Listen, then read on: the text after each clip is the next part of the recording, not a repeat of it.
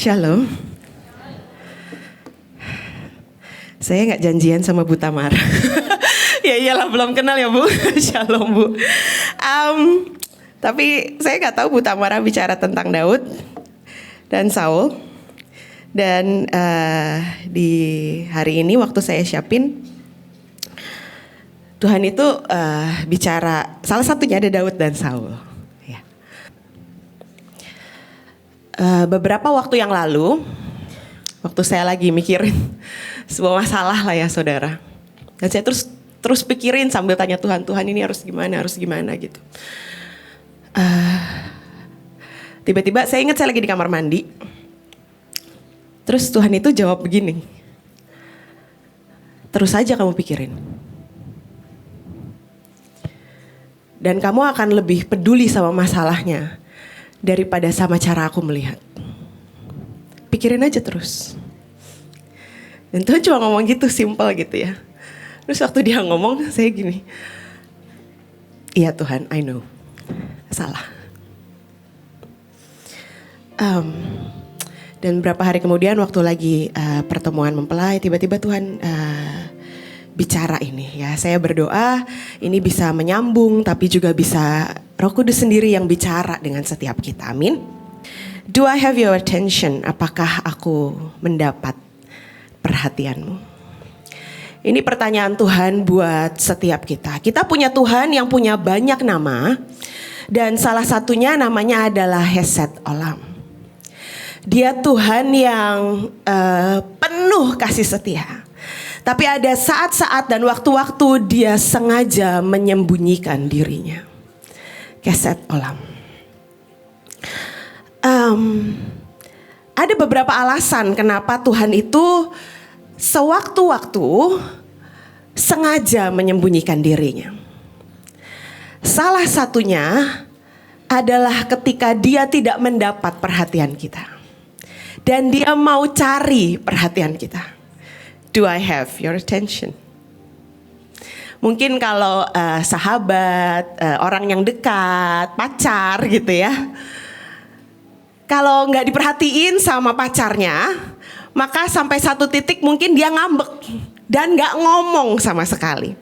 Biasanya bahasa wanita kalau udah ngambek, begitu ditanya, terserah, ya udah. Terserah gitu ya. Tapi laki-laki akan mengerti terserah bukan artinya terserah kamu. Terserah artinya udah capek aku ngomong, kamu juga gak ngerti kok. Terserah gitu. Nah kadang sang Hesed Olam bisa, dia mau cari perhatian. Karena dia udah coba ngomong dan sama sekali gak digubris gitu. Gak ngerti maksud dia. Boleh next PPT-nya. Hari itu waktu Tuhan ngomong, saya tahu ada yang ganggu hati saya. Dan Tuhan tuh bilang gini, apa sih yang ganggu sebenarnya? Apa yang mengganggu hati kita hari-hari ini? Tapi ada dua macam gangguan loh saudara, boleh next?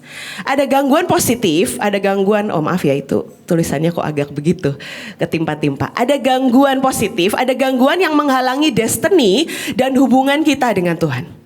Gangguan positif misalnya, saudara lihat anak jalanan gak bisa makan, gak bisa sekolah, dan saudara cari cara bagaimana supaya mereka bisa makan dan sekolah, bawa mereka ke rumah singgah dan lain sebagainya. Itu gangguan positif. Ganggu lihat orang gak bisa menang ujian, baik itu ujian rohani gitu ya maupun jasmani, dan kita doakan. Ada orang yang mungkin saudara lihat, aduh kenapa sih dia tuh bolak-balik hutang, terus kelilit hutang, dan saudara itu terganggu hati saudara, dan saudara ingin doakan. Ada yang ganggu lihat orang sakit terus gak sembuh-sembuh, dan saudara ingin tumpang tangan. Ini gangguan positif saudara, yang mengganggu hati, yang kadang-kadang Tuhan juga beri dalam hati kita supaya kita bergerak dan melakukan sesuatu. Tapi ada gangguan yang menghalangi destiny, tujuan Tuhan dalam hidup kita dan hubungan dengan Tuhan. Misalnya terganggu lihat orang lebih baik lalu iri. Itu gangguan yang menghalangi destiny. Terganggu lihat orang lebih dicintai. Terganggu lihat saudara lain dipuji lalu marah dan merasa tidak dicintai atau tidak dihargai. Terganggu karena ditegur lalu menjadi semakin marah atau menjadi pahit. Ya. Itu salah satu gangguan Bukan salah satu ya, itu contoh-contoh gangguan yang menghalangi destiny. Jadi ada dua macam gangguan. Nah pertanyaannya hari ini, yang mengganggu hati kita itu yang mana? Gangguan yang positif, gangguan yang bawa kita untuk melakukan yang Tuhan mau, atau gangguan yang justru menghalangi dan membuat jarak antara kita dengan Tuhan? Boleh next? Ada di Alkitab ada beberapa ya saudara.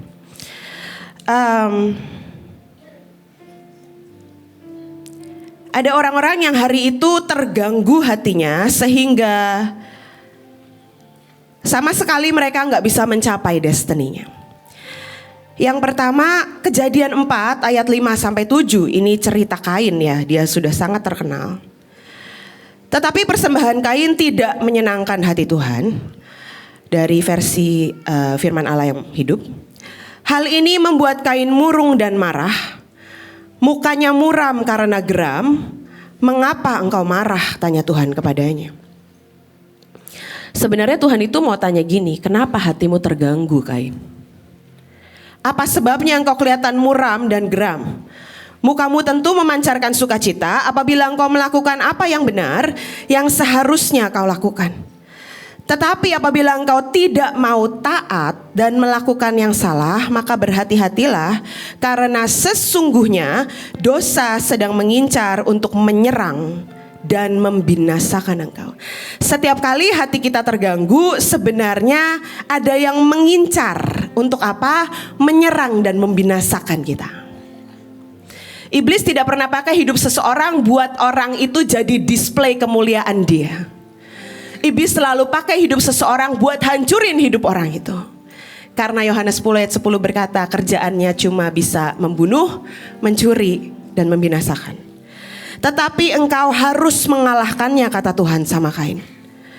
Waktu saudara hatinya terganggu dan saudara tahu itu gangguan dari contoh-contoh salah satu tadi, maka saudara dan saya perlu mengalahkannya. Kain ini salah sendiri, marah sendiri. Dan seringkali itu jebakan yang gak kelihatan. Di tengah urapan, di tengah karunia, mungkin di tengah kita itu dihadapkan ke sidang ilahi. Tapi gangguan di hati yang gak selesai-selesai akan membuat iblis mengintip untuk apa? Membinasakan dan menghancurkan. Next. Tadi Ibu Tamara juga bicara soal Saul ya. Ada satu sisi tentang Saul. Tadi beliau juga cerita tentang bagaimana Saul membenci Daud cuma karena perempuan-perempuan menyorak-nyoraki Daud. Padahal ya ampun itu perempuan-perempuan, mereka gak ikut perang. Dan gara-gara itu hatinya pahit. Tapi Saul terus menerus iri. Dan kenyataannya makin dia bela diri, dia makin sakit. Hari-hari ini saudara ya, kalau saudara ngalamin sesuatu dan saudara merasa bukan salahmu, ada orang lain yang merugikan hidup. Ada orang lain yang mungkin tanda kutip saudara rasa fitnah engkau, sehingga mungkin di mata orang lain, di mata pemimpin atau di mata siapapun engkau bersalah. Makin saudara dan saya bela diri, saudara dan saya akan makin sakit dan makin luka. Itu kenyataannya. Karena saudara makin merasa Tuhan gak adil, sehingga aku harus bela diriku sendiri. Tuhan tidak cukup punya kuasa membela aku, sehingga aku perlu bela diriku sendiri. Enggak, bukan begitu ceritanya. Maksudnya enggak begitu. Loh, bukan berarti saudara enggak boleh menjelaskan ya. Tapi kalau begitu saudara menjelaskan sekali, dan saudara tahu masalah enggak selesai, berarti saatnya saudara tutup mulut. Atau ketika saudara berusaha menjelaskan, tiba-tiba Tuhan berkata, bisa diam enggak?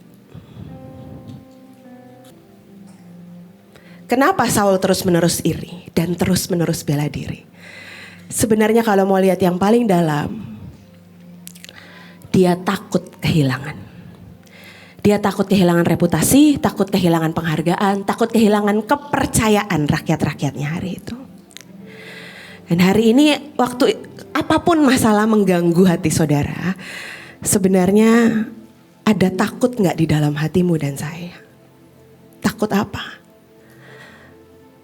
Takut nanti aku kehilangan yang selama ini aku pegang erat dalam hidupku. Aku takut kehilangan pujian orang. Aku takut kehilangan cap anak baik-baik. Aku takut kehilangan cap hamba Tuhan yang diurapi. Atau apa sebenarnya? Karena makin kita takut kehilangan siapapun atau posisi apapun, kita bisa kehilangan orang itu, posisi itu, atau bahkan karunia dan kesempatan tersebut. Waktu kesempatan yang Tuhan beri dalam hidupmu lewat siapapun tiba-tiba diambil.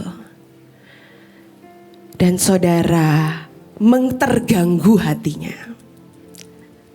Berarti ada ketakutan di sini. Dan next, kenapa sih kita gak boleh biarkan itu mengganggu hati kita? Next ayatnya bilang, karena barang siapa mau menyelamatkan nyawanya, ia akan kehilangan nyawanya. Ayub 3 ayat 25. Karena yang kutakutkan itulah yang menimpa aku. Dan yang kucemaskan itulah yang mendatangi aku. Ayub berusaha untuk terus menerus kasih korban, melaksanakan perintah Tuhan yang dia tahu setiap hari. Buat apa? Karena dia takut yang jelek akan menimpa dia. Dan akhirnya toh itu menimpa dia. Kenapa? Bukan karena Tuhan jahat. Tapi karena Tuhan mau. Alasan hatinya mempersembahkan di hadapan Tuhan itu bukan karena dia takut. Mungkin kadang kita melayani entah di mana lah, saudara di tempat saudara masing-masing atau di mesbah, pelayan mesbah, penari, pemusik. Ada yang melayani karena mungkin takut nanti dibilang aku kurang diurapi misalnya. Takut nanti aku kurang seperti aku kurang bertumbuh seperti yang Tuhan mau. Atau mungkin misalnya nih saya khotbah gitu di sini. Aduh saya takut dibilang bahwa saya ini khotbahnya nggak seperti yang Tuhan mau gitu misalnya. Atau apalah takutnya. Tapi kenyataannya ayatnya bilang seperti Ayub dan dia sudah mengalaminya. Alasan yang salah itu membuat apa yang ditakutkan terjadi dalam hidup kita. Dan apakah saudara pernah mengalaminya? Atau saudara sedang mengalaminya. Dan Tuhan pengen kita bebas, amin. Next, Daud. Tadi Ibu Tamara juga bilang yang sama. Daud menetapkan hati dan menguatkan kepercayaannya.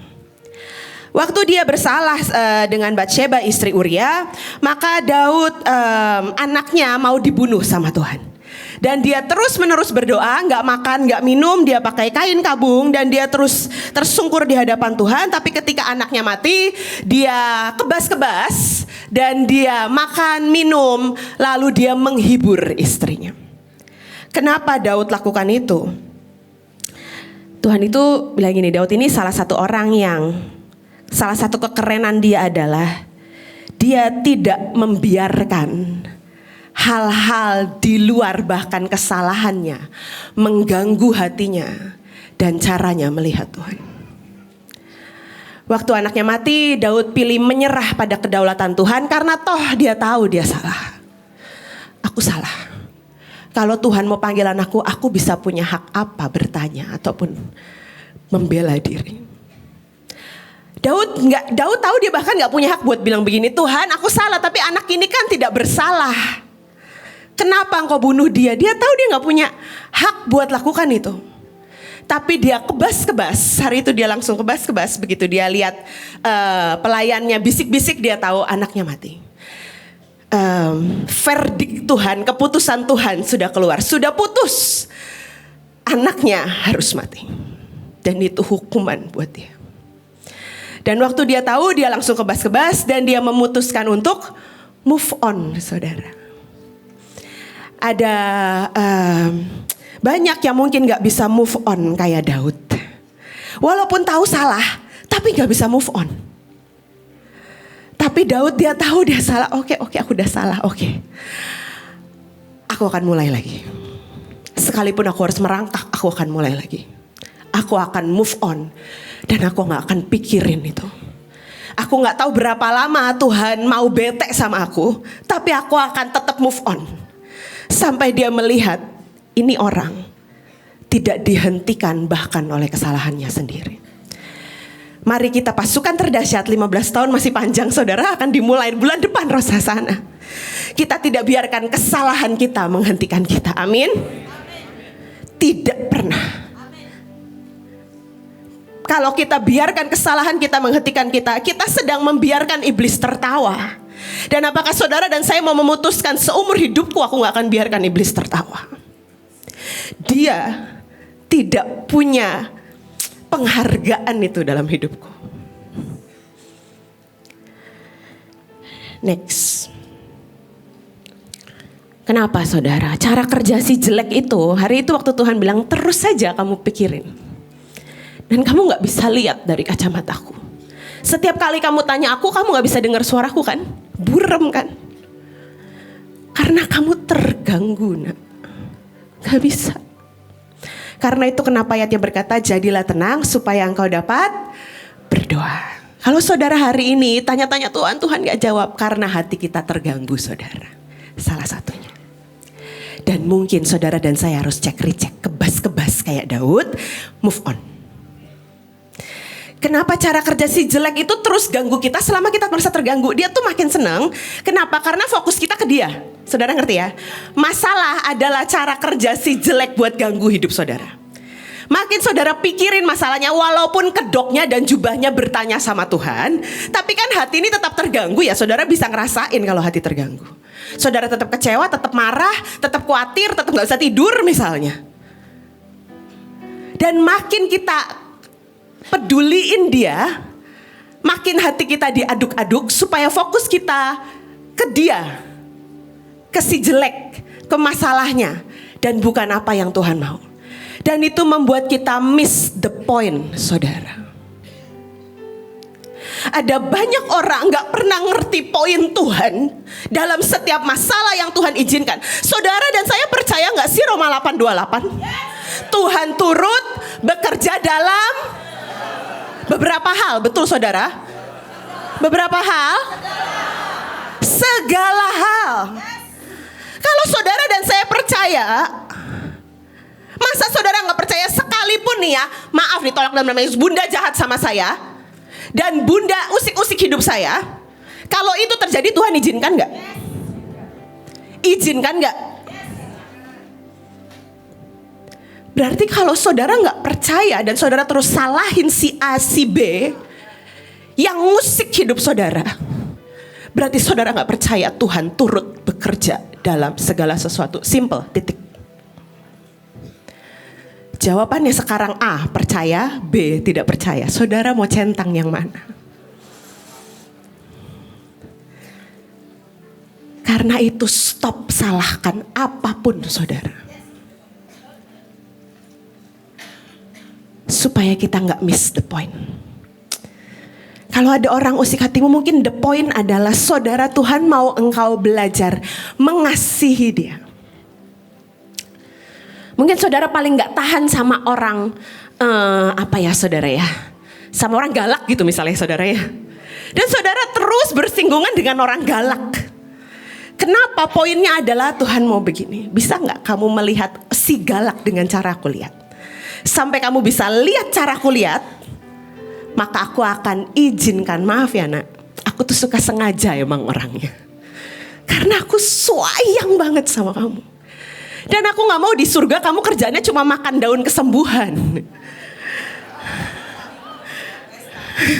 Tidak pesta makan daun kesembuhan terus, karena gak sembuh-sembuh saudara. Tadi kita makan daun kesembuhan, bener ya saudara ya? Udah makan daun kesembuhannya di sini aja saudara ya. Jangan sampai surga masih makanin gak tahu berapa tahun sampai diizinkan masuk sama Tuhan.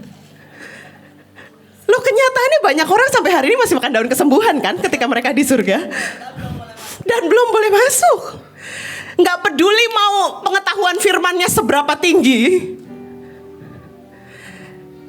Jadi hari ini mau gak? Nanti kita mau sembah, saudara cuma gini, Tuhan, makasih ya karena engkau suka tega dan sengaja dalam hidupku. Secinta itu ternyata engkau sama aku. supaya aku diberi hak masuk ruang pesta. Amin. Dan itu ujian sehari-hari yang saudara dan saya akan alami. Sampai kapanpun saudara, sampai kekekalan nanti, maka saudara dan saya akan terus naik next level. Amin. Oke, tapi ada disclaimernya saudara. Naik next level artinya masuk ujian. Jadi sampai kapanpun saudara dan saya nikmati bentuk cinta Tuhan. Amin. Next. Nah, sebenarnya intinya ini saudara. Get yourself out of the circle. Keluarkan dirimu dari arenanya. Bagaimana contohnya ya saudara ya?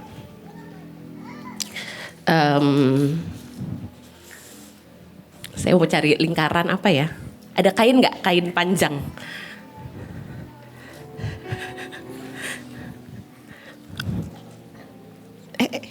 Maaf.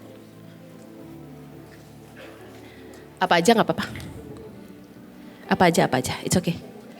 2 juga nggak apa-apa. Nah, oke. Tolong Eli.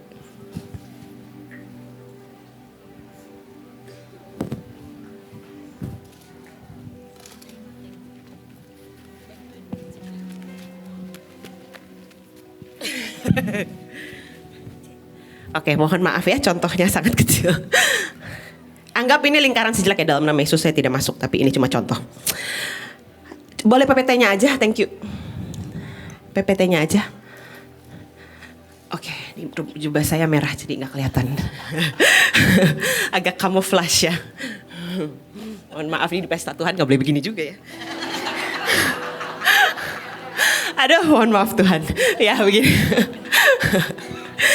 Anggap ini lingkaran ya saudara, yang isinya apa? Arena marah, kepahitan, mudi, luka, mengasihani diri sendiri. Nah, selama saudara masih di dalamnya, saudara nggak bisa mendeteksi si jelek yang ganggu saudara. Selama saudara masih marah, saudara nggak akan bisa bersyukur atau memerangi dia. Nah, kita ini kan pasukan Tuhan ya. Kita nggak akan bisa perangi dia selama kita di sini. Tapi saya kemarin sharing sama Ibu Melinda ya. Buat saya itu kebenaran mantap. Tapi kalau saudara tiba-tiba ngerasa gini, iya ya, yang bikin aku ini nggak bisa sampai di sini karena aku mudi. Kalau nggak mood aku nggak kerjain. Ini sampai kapan ya aku begini? Dan saudara mulai perlahan-lahan keluarin diri saudara. Waktu saudara mulai di sini dan saudara bisa lihat, ih itu si mudi. Maka saudara bisa usir dia dari hidupmu. Tapi selama saudara belum keluar, maka saudara gak bisa usir. Dan saudara juga gak tahu bahwa dia ganggu saudara. Saudara perlu Tuhan dan rohnya dan saudara-saudara seiman yang saudara tahu mereka bisa mendeteksi apa yang lingkaran, apa yang selama ini mengurung hidupmu. Dan membuat saudara dan saya gak bisa keluar. Dan gak bisa punya kekuatan buat berperang. Kenyataannya ketika saudara terganggu, maka banyak orang berkata, saya gak punya kekuatan bahkan untuk berperang. Betul ya saudara? Kenapa? Karena masih di lingkarannya. Caranya gimana buat keluar? Simple, deteksi. Dia ada di situ. Wah, aku ada di situ. Wah, aku benci banget sama si Abra. Aku ada di lingkaran. Ini kebencian ini nih. Ini bukan orangnya, ini spirit nih, gak bener. Dalam nama Yesus roh kebencian. Sekali lagi kamu berani bisik-bisik. Aku buang sampai 7 juta tahun kau lupa jalan balik gitu ya saudara ya. Apapun lah. Tapi keluarkan dirimu dari arenanya, amin. Oke, terakhir. Mari deteksi dan purposely dengan sengaja purposely arahkan pikiran kita untuk cari hatinya. Balik pertanyaannya, apa yang ganggu hatimu hari-hari ini? Dan di arena mana engkau dan saya berada hari ini? Apakah masih di lingkarannya? Si luka, si marah, si pahit, si mudi, si terus bela diri. Kebenaran akan tertutup selama kita terjebak di dalamnya. Karena mendeteksi si jelek dan memutuskan dengan sengaja untuk nyuekin dia. Setiap kali pikiran itu datang, usir saudara. Buat dia tahu dia dicuekin. Kalau saudara gak cuekin, dia akan terus menghembus. Kain, Tuhan jahat ya. Terus ya saudara, kalau saudara abis dengar curhat orang kepahitan, tolong kebas-kebas ya saudara. Loh saya berapa kali saya tuh lupa kebas-kebas ya. Padahal yang curhat teman saya sendiri. Jadi saya pikir ya sudahlah, saya kan cuma dengerin dan saya pengen doain dia. Tapi hari itu saya lupa kebas-kebas. Teman saya sendiri luka, dia curhat ya saudara ya. Hari itu saya pulang. Saya pulang dan saya lagi beresin baju di lemari. Tiba-tiba suara itu ngomong, kok Tuhan tega ya? Kok Tuhan gitu ya? Kok Tuhan pilih kasih ya sama orang? Terus saya lagi beresin baju, saya gini, ini suara siapa ya? Dan kalau hari itu suaranya gak dihabisi, gak saudara lawan dan saudara potong, maka semakin hari suaranya akan makin keras saudara. Dan lama-lama saudara akan lihat itu sebagai kebenaran. Iya, emang gitu kok kenyataannya. Kenyataannya aku ditolak kok. Kenyataannya aku gak dipilih. Kenyataannya pemimpinku pilih kasih. Kenyataannya aku dipaksa. Kenyataannya. Next. Simple ya saudara ya, yang kecil di bawah. Ketika kita gerak, Tuhan gerak. Maksudnya apa? Selama kita masih kesel dengan orang atau keadaan tertentu, Tuhan tidak akan membereskan masalah yang mengganggu hidup kita. Tapi selama kita bergerak membereskan hati, makanya kenapa khotbah tentang beresin hati itu kayaknya gak selesai ya saudara ya. Hampir setiap bulan pasti ada khotbah membereskan hati. Kenapa? Karena selama kita bergerak membereskan hati, maka Tuhan pasti gerak. Jadi kalau saudara dan saya mau masalahmu selesai, lulus ujian, loloslah setidaknya, maka bergeraklah membereskan apa yang mengganggu hati kita. Amin. Terakhir hari ini Tuhan bertanya, can I get your attention? Apakah aku bisa dapat perhatianmu? Dan bukan si kunyuk yang dapat perhatianmu. Boleh gak berhenti perhatiin dia dengan mesra? Dan boleh gak perhatiin aku? Lihat caraku berpikir. Kenapa aku bawa kamu lewati perjalanan yang mungkin gak enak dan mengusik hatimu? Kenapa aku biarkan engkau lewati luka? Karena segitu cintanya aku dengan engkau. Mari kita mau sembah Tuhan sebentar. Mari cek apa yang ganggu hati kita hari-hari ini. Dan kita mau bersyukur. Kita mau kasih respon yang paling gak disukai iblis. Kita mau berkata thank you Tuhan. Sebab itu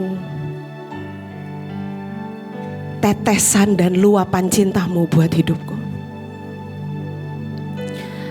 Caramu berkata engkau tidak menyerah dalam hidupku adalah membiarkan aku melewati setiap tempaan. Karena itu caramu berkata engkau tidak pernah menyerah. Kiara tash, kiara parayas, kiara tas.